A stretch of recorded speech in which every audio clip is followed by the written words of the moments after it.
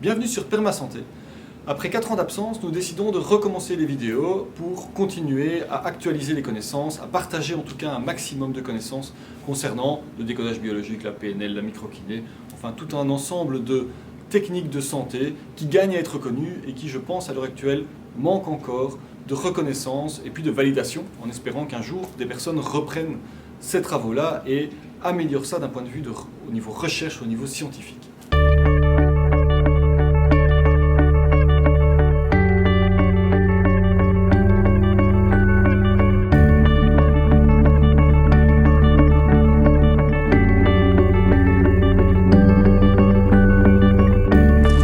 Aborder le sujet du poids du vécu ressenti.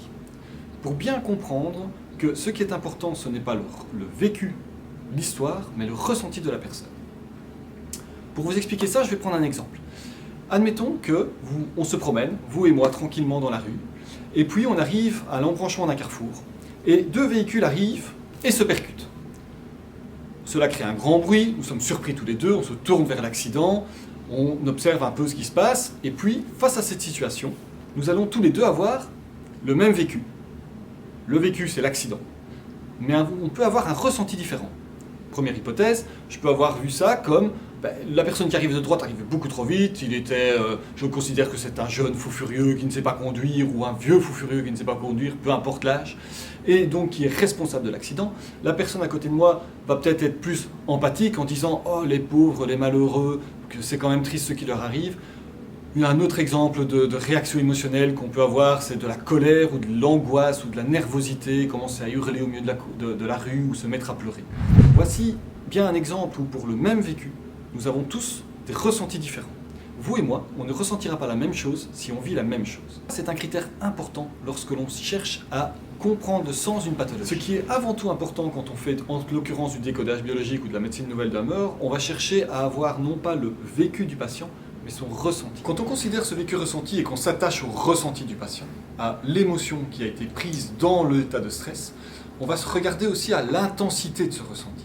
Parce que plus le ressenti va être intense, plus l'émotion va être importante, et plus elle va coder une pathologie qui va être en relation dans l'espace et le temps en fonction de ce ressenti. Donc ce ressenti est primordial parce qu'il va mettre en place la pathologie et il va coordonner cette pathologie sur un certain temps et sur un certain espace. Donc ce ressenti va être absolument important pour la suite de l'évolution de la pathologie. C'est-à-dire que pour le même vécu, on voit admettons qu'on ait même le même ressenti, on voit cet accident, on a beaucoup d'empathie par exemple, je prends l'exemple de l'empathie mais peu importe, ou beaucoup de tristesse pour la personne qui est décédée peut-être devant nos yeux.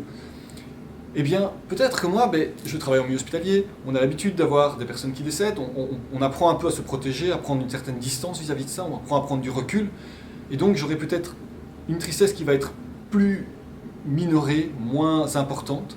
A l'inverse, la personne qui va m'accompagner aura peut-être une tristesse qui va être beaucoup plus importante, peut-être moins exposée à la mort, peut-être que dans son histoire personnelle, elle a vécu des choses beaucoup plus traumatisantes, de la perte de personnes proches, et donc son ressenti va être beaucoup plus important que le mien.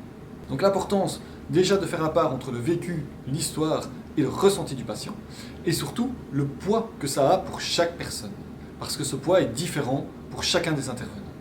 Pour en arriver à un point important, lorsque vous prenez un ouvrage de décodage, vous avez le livre de Robert Guinet, vous avez le psychodécodage des maladies, enfin vous avez différents ouvrages qui vont vous relater des ressentis. Et donc si vous n'avez pas conscience de ce qu'est un ressenti à la différence d'un vécu, vous n'arriverez pas à extraire de ces ouvrages. L'important, c'est le message qui est repris dedans. Et donc, pour pouvoir aider son patient ou pour pouvoir s'aider soi-même, c'est d'arriver vraiment à comprendre ce ressenti de manière le plus précise dans votre histoire. C'est-à-dire que ce ressenti, il va coder une pathologie qui est la plus précise au laser près dans votre histoire personnelle. Ce ressenti, il est absolument essentiel et il est extrêmement précis. Pour vous expliquer ce vécu ressenti, ce poids des choses, je vais prendre l'exemple d'une patiente que j'ai eue récemment. Cette jeune dame travaille dans un magasin où elle est caissière, réassortisseuse. Donc elle s'occupe à ranger le magasin, c'est la fin de journée, il reste 1 ou 2 clientes, un client rentre et elle voit que ce client, via les caméras, rentre dans la réserve et se cache dans la réserve. Bon, elle se doute qu'il n'est pas venu avec de bonnes intentions. Qu'est-ce qu'elle fait? Elle fait sortir les dernières clientes, elle ferme le rideau de fer, elle ferme tout le magasin, elle s'enferme à l'intérieur avec lui. pendant tout ce temps où elle va appeler la police, le temps que la police arrive, ça va mettre entre 15 et 20 minutes, elle va même aller jusqu'à aller dans la réserve, discuter avec lui. La relation se passe à peu près bien, il comprend qu'il est pris, il essaye de négocier sa sortie, ce qu'elle refuse constamment jusqu'au bout, puis la police arrive, elle ouvre et elle capture donc cette personne venue dans un but de partir avec une partie de la caisse ou des liquidités sur place. À ce moment-là, ma patiente, elle est tout à fait zen, elle est absolument calme, elle commence donc à discuter avec la police, à expliquer la situation, et jusque-là, le stress est à peu près à zéro.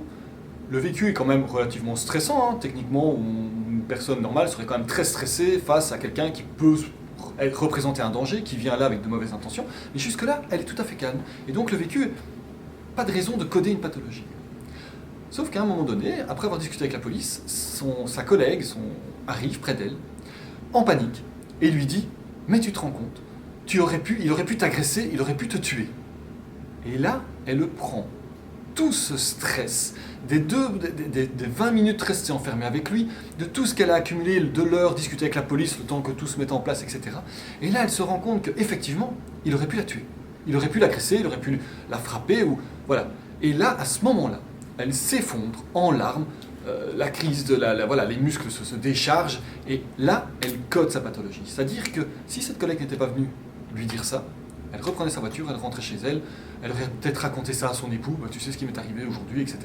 Et elle n'aurait pas enclenché une pathologie. À partir du moment où sa collègue lui a fait peur, l'a fait paniquer, a dramatisé une situation qui ne l'était pas, elle a codé sa pathologie, elle est arrivée chez moi avec des crises d'angoisse, des douleurs musculaires. Les douleurs musculaires clairement au membre inférieur, j'aurais dû fuir, j'aurais dû partir. Crise d'angoisse, peur de mourir, peur de la mort surtout, peur de me faire agresser, peur de la mort, peur de ne pas pouvoir continuer à vivre.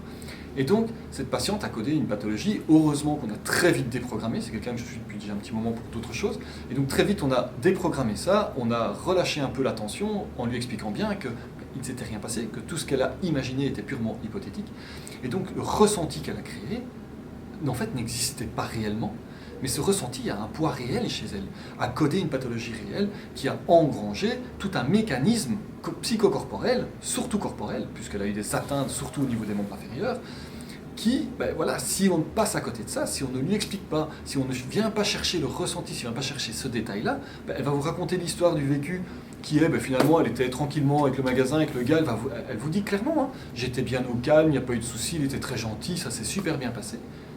Et si on ne va pas chercher cet instant T où sa collègue arrive et la stresse, on ne retrouvera jamais le moment où elle a engrammé cette pathologie des membres inférieurs.